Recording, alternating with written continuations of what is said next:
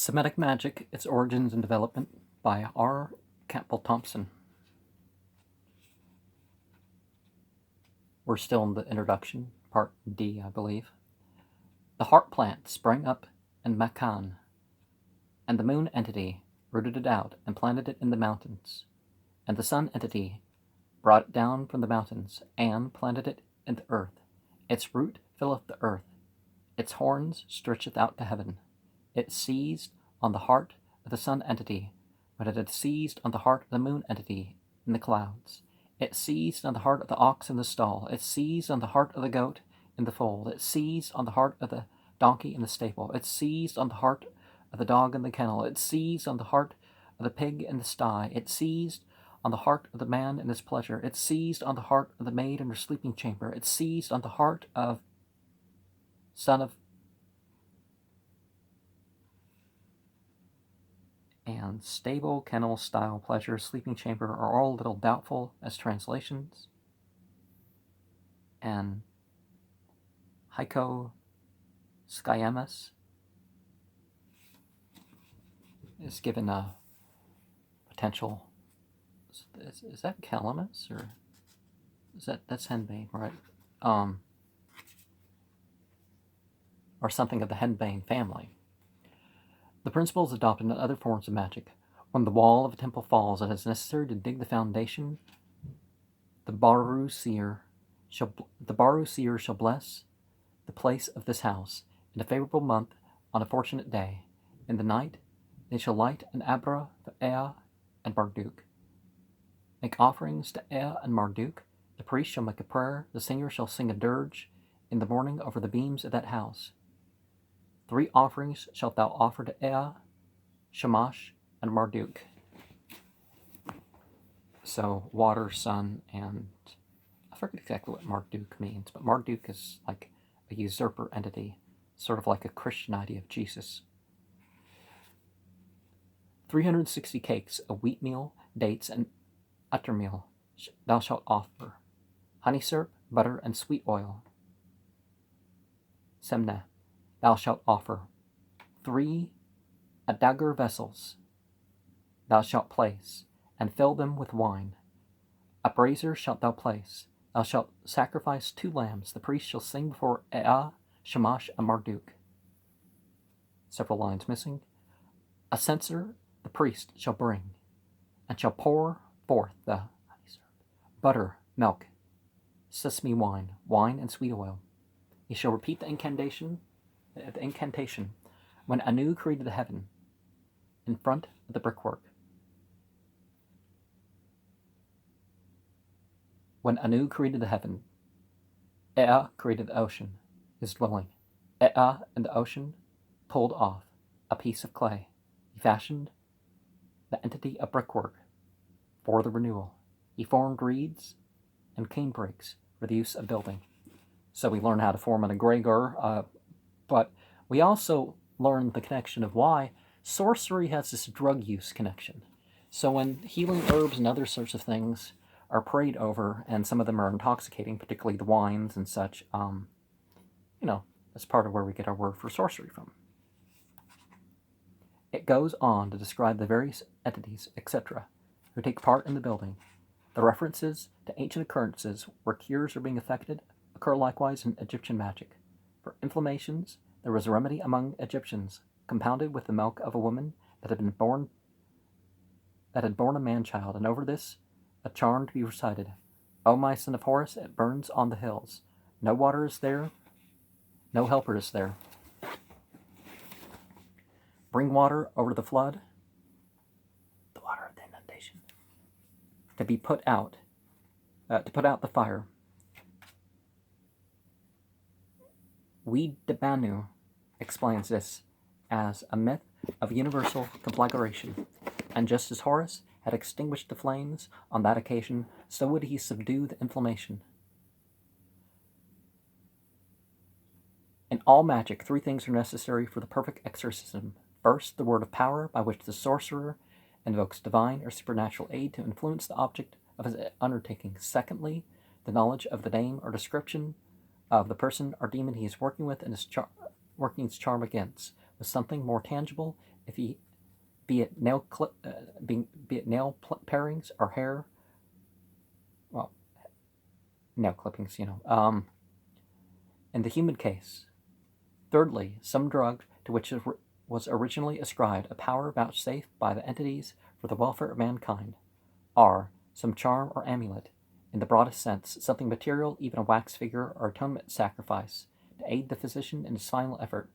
Almost all incantations can be split up into the three main divisions, such with its origin in these three desideratives, and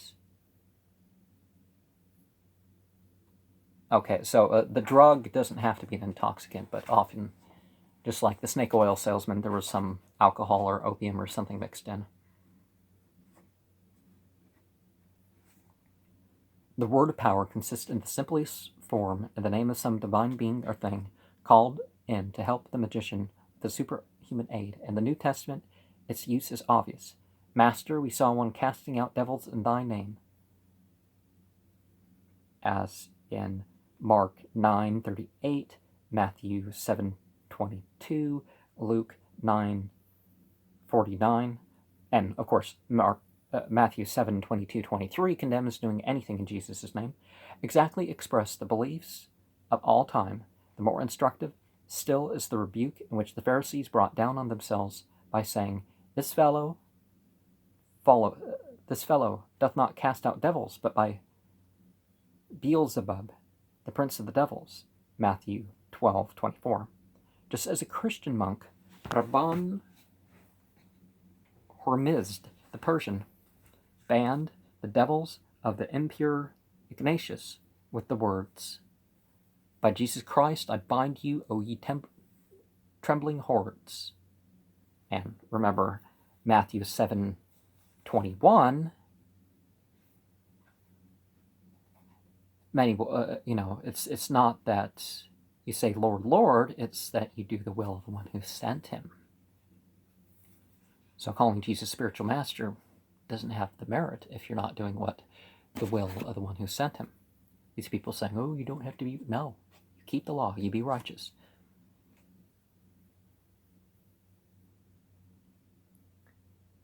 So would an Assyrian magician 1,000 years earlier end his spells against demons by saying, By heaven be ye banned, by earth be ye banned.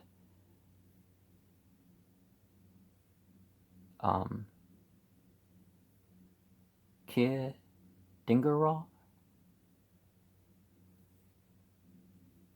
Perhaps they throw that in. But the Assyrian exorcism, maybe that's not Assyrian, I forget at the moment. But the Assyrian exorcisms show a far more elaborate growth. Ea and Marduk are the two most powerful entities in Assyrian sorcery. The latter, as the son of Ea, being appealed to by the magician to act as intermediary with his father, who was learned in all spells.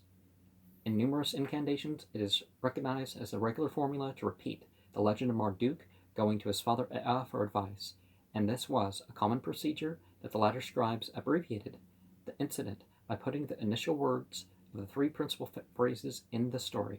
Marduk hath seen what I, go my son. The full recital is as follows. Marduk hath seen him, and hath entered the house of his father Ea, and hath said, Father, headache from the underworld, hath gone forth. Twice hath he said unto him, What this man hath done, he knoweth not, whereby may he be relieved. Ea answered his son Marduk, O my son, what dost thou know? What more can I give? O Marduk, what dost thou know? What can I add to thy knowledge? What I know, thou knowest also. Go my son Marduk. And Ea then gives his son the prescription to be used in healing the patient. This method of quoting at length such an episode is merely the development of the word of power. And okay. To bind is simply to lay under a ban. It runs through all Assyrian magic. It is said of the sun entity, Shah, Shuksura, Tapatkar, him that is bound thou loosest, and Atama, Mudi Rixish Una Muchalak Ragi Mupashir Nam Bul Be. Thou knowest their bonds, destroying evil, making release. Christian priests of the Orient were capable of turning their power of banning to practical account. It is clear from Jacob of Edessa concerning priests who writes a curse and hangs it on a tree that no man may eat of the fruit.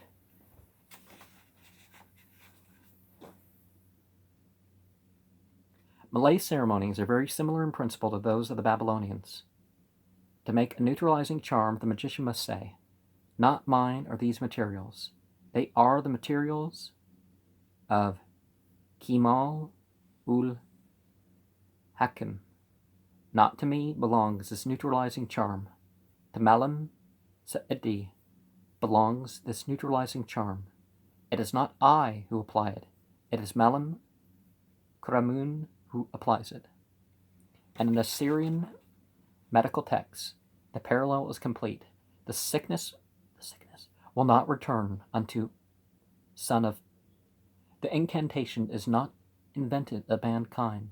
It is the incantation of Ba'u and Gula, the incantation of Nin Acha Godu, the Lord of Incantation.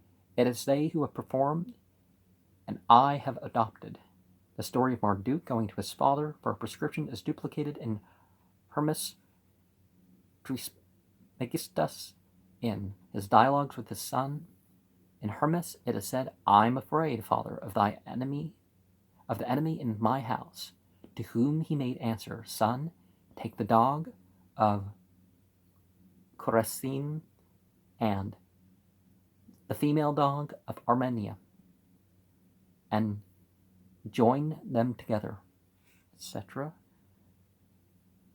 Jastrow says that from the fact that Ea and Eredu are so often mentioned, the theory suggested that we may ultimately trace many incantations of the temple of Ea that once stood in Eredu, and that when Geru and Nuzku are mentioned, the incantations must be referred to on the authority of the priest of the temples of these entities. On the entities of the incantation, look elsewhere. In Egypt, as far back as 3500 BCE, it is stated in the pyramid text of Unas that a book with the words of magical power was buried with him. In Egypt, lore of a demon could do more mischief to a man who called him correctly by name in the underworld, and if the deceased named a gate, it flew open before him. It is only open sesame in another form. Treasures are kept locked by means of sacred words. It is said that Hermes Ebutat built treasure chambers in Upper Egypt, and it set up stones containing magic inscriptions which he locked and guarded by the charm of a certain magic alphabet extracted from the regions of darkness. This story is given in the ancient alphabets of Ahmed ibn Abu Bakr.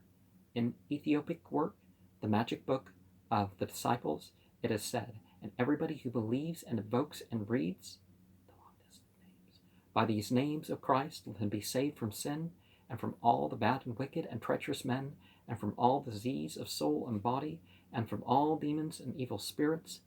In late Hebrew, the sorcerer calls on angels and other heavenly powers to help him. Ye holy powerful angels, I adjure you, just as the pot is burnt in the fire, so shall ye burn in the fire the heart of son of after the son or daughter of. In the Talmud, there's the story of Rabbi Joshua and Rabbi Akiba, who, in going out to bathe, saw a magician who uttered a magic word and held them prisoner. In return, Rabbi Joshua, or Yeshua probably, because there's no J sounds right, pronounced the word of power that he knew, and immediately the door barred the way from the magician's egress.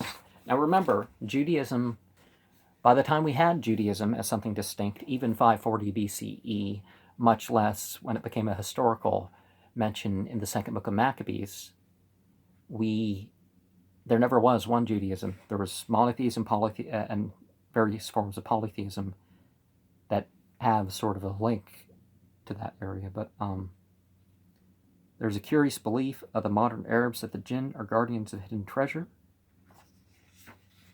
And let's make a distinction between the Arabs and, Islam. Let's not pretend that the Arab beliefs and Islamic beliefs are always the same. Enough has been sold, and the same thing with any other Muslim majority culture. Enough has been said on this use of magical names as words of power. The second exponent of the perfect charm was that the magician should know something, even if it only be the name of the person or demon whom he helped to bring into subjugation. The origin of this would appear to have risen in the beliefs about hair, rags, or nail parings, which are collected and wrought into the charm as the connecting links between it and the victim. If these are wanting, then the name alone will be enough, for want of anything better. In the case of a demon, it is obviously the only emanation that the sorcerer can obtain of him, and hence to learn the name came to be regarded as the equivalent of obtaining something more tangible.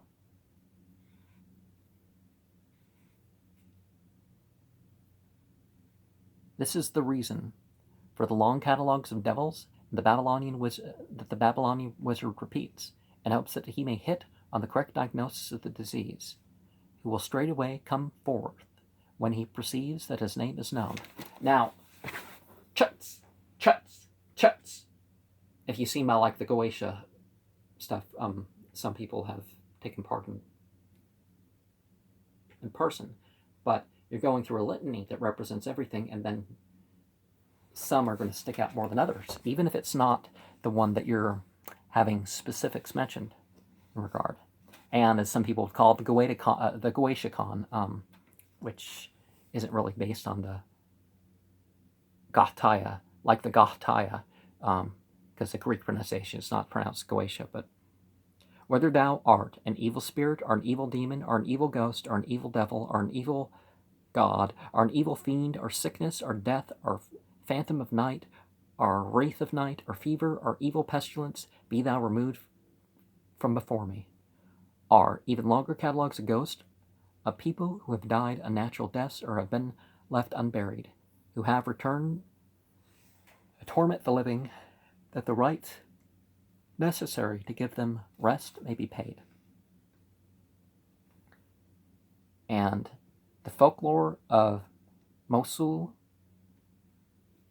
PSBA, I don't know what that abbreviates to, 1907, page 170 in number 9. This is particularly the case with the name Eow, Hebrew magic. Oh, page 189, okay. Oh, I'm quoting a different book. Baudissin Studian, okay. Hebrew magic was always regarded by the Gentile nations. Well, just because they're not Hebrew doesn't mean they're Gentile. Gentile means turn their back on God and that sort of thing. But, I mean, if you're going to refer to the biblical terms that are translated as such, as testified to by the way in which the Hebrew divine names are used as words of power in the Greek incantations, this use is prevalent, and even in the Demotic Egyptian it is found.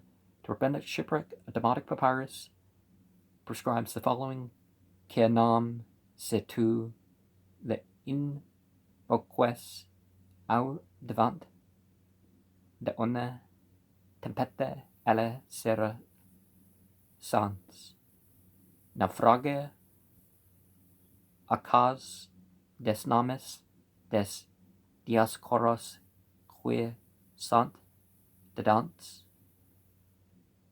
afin qu'il savent tu gireres Anouk Adonai le formula.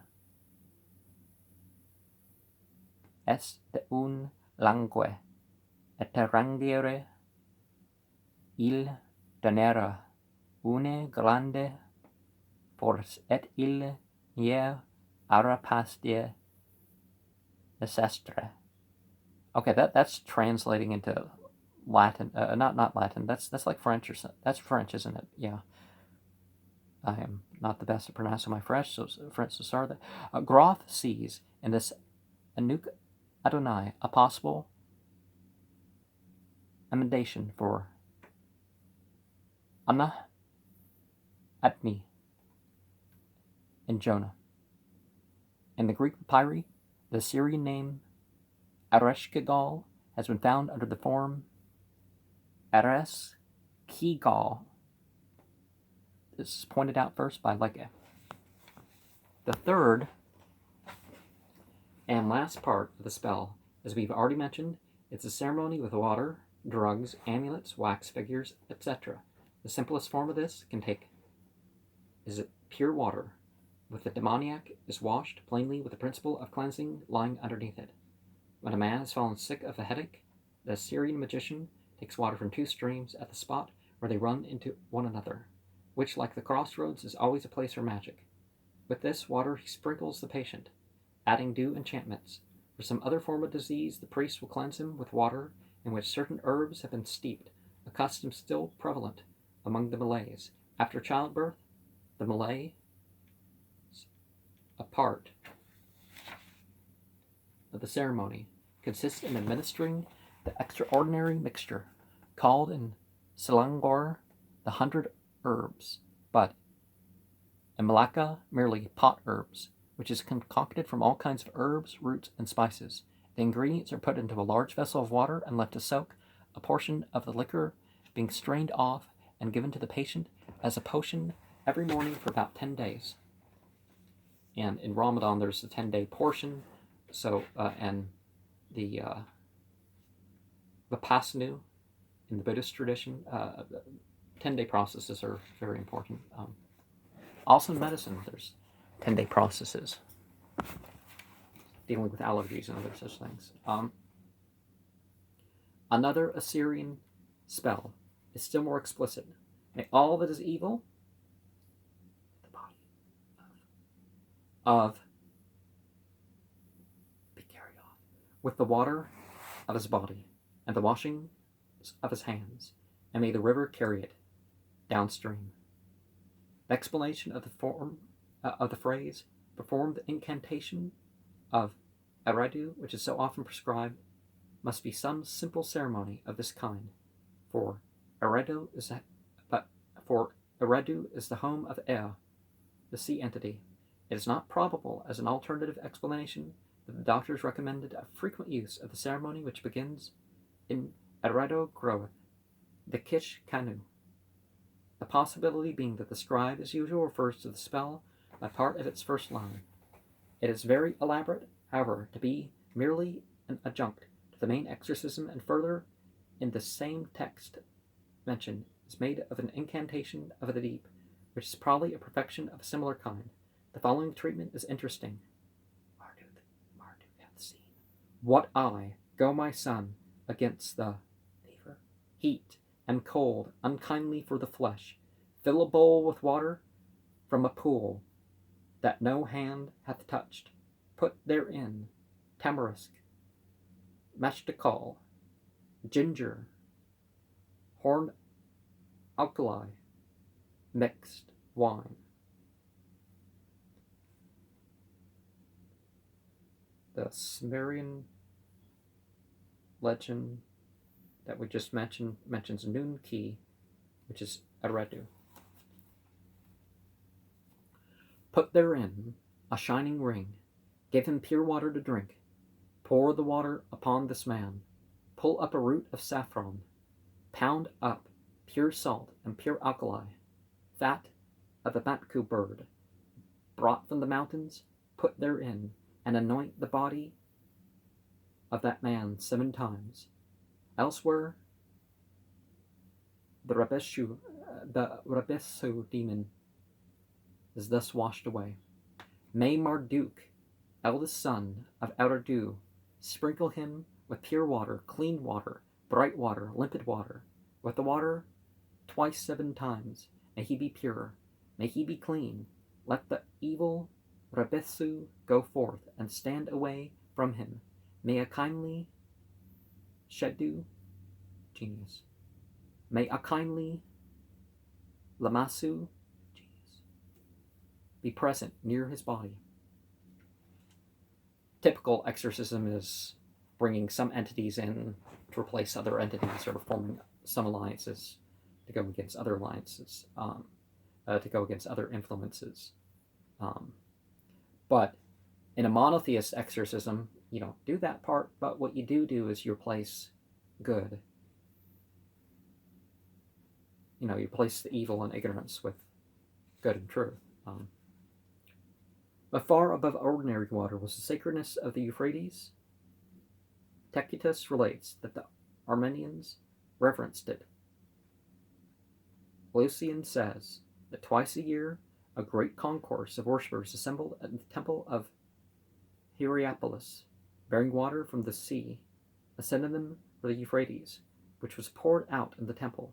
Among the Arabs, if water from the Euphrates is procurable, it should be sprinkled on the newborn babe's forehead. The Hebrews, it was always the river, and the Talmud contains some reference to this veneration. At the site of Babylon, one should recite 5 benedictions, and thus on seeing the Euphrates, praise be the author of creation.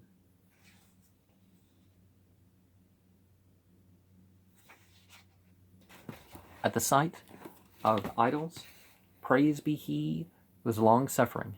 At the sight of the ruins of the palace of Nebuchadnezzar, praise be he who hath destroyed the palace of this impious one.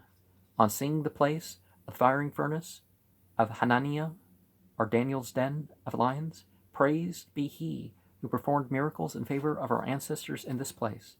If one sees the place, now desert, from which men used to take earth to spread on animals, which constitutes a sort of baptism, praise be he that talketh and acteth, who ordereth and keepeth his promises, to destroy idolatry. Older than these customs, probably, is the Assyrian hymn, O thou river, who didst create all things, when the great entities dug thee out, and they set prosperity upon thy banks. Within thee, the king of the deep, created his dwelling. But most rivers were doubtless famous in their own localities. In Palestine, it was the Jordan, which could heal leprosy, as in the case of Naaman, and remove the taboo, just as in the later times John baptized all the region round about therein. The origin is doubtless to be sought in the worship of river entities, just as in modern times the Palestinian streams are venerated because of their local saint. Sheikh Yusuf al-Hajj of Nebuch says with this respect to the saint who has charge of the streams at Nebuch, whose name is Muhammad al-Ghufari. He sometimes appears in various forms, sometimes as an old man, sometimes as a young man in white, but always in human form. Some see him at night, others see him by day, some see him in dreams. Only those who have the light in their hearts see him. Now, those who give permission to entities to take on this form, whether they know that's exactly what they're doing through their misassociations and projections and stuff like this, then they might see things from themselves and from those entities that they've opened the door to. But it's not necessarily that the dead aren't appearing to us just because we accept their worship or something like that, or call someone a saint. That doesn't have any bearing on them doing anything for us. They don't answer our prayers, is what I mean. From these cases, it is but a step to the holy water, an extraordinary ceremony for the ordeal of adultery. In Numbers 5:11, the priest takes the holy water in an earthen vessel and puts dust on the floor of the tabernacle therein, while the accused woman is brought before Yahweh, increasing existence, with her hair unbound and a meal offering in her hands. Then the priest is to make the woman swear, writing the oath in a book and washing it out in the water of bitterness, which the woman must then drink. If accusation be true, then she shall swell up, and her thigh fall away. But if false, then nothing shall happen. Among the Greeks, purification by water was common in the cause of demoniac possession. After the exorcism of the evil entity, the patient was washed clean of the sins which brought on the sickness, the body and the soul being purified by water and fumigation, thumimata. One of the most curious directions for making magic ashes for purification is contained in Numbers 19:1. A red heifer without blemish is to be slaughtered, and the priest must then sprinkle some of the blood 7 times before the tabernacle of the congregation. The whole of the carcass is then to be burnt, and the priest is to cast cedar, hyssop, and scarlet into the fire, which the heifer is being consumed. He then must purify himself, and a clean man gathers up the ashes for a water of separation as a purification for sin. When any of the people became unclean through the death of in a tent, the method of cleansing was to take some of these ashes and mix them with running water in a vessel. A clean man was then to take hyssop, dip in this water, and sprinkle it on the tent, the vessels therein, and the persons who had become unclean by reason of the corpse. Now, there's a certain point where we see that certain things in what remains of older scriptures is not, we know what powers are referring to. This, Yahweh didn't tell him this. Sale points out the similarity of the story of the red heifer with a parallel of a cow calf left by a father to a son. Oh, that's not quite what Surah 2 talks about, but it's a yellow calf, and there's other. Anyways, the mother told him to sell the calf for 3 pieces of gold. The angel accosted him on the way to the market and offered 6 pieces, but the son declined to sell until his mother consented. He therefore returned home, obtained his mother's permission, and again met the angel, who this time offered him twice as much, provided that he would not say anything of it to his mother. The young man, however, did not agree, and his mother perceived that it was an angel that he spoke to. The angel then declared that the Israelites would at some time buy the heifer at any price. Shortly thereafter, a murder was committed, and in the absence of evidence as to the criminal, God commanded that a cow with such and such marks should be killed, and this applied only to the heifer in question. The Israelites were obliged to buy her at as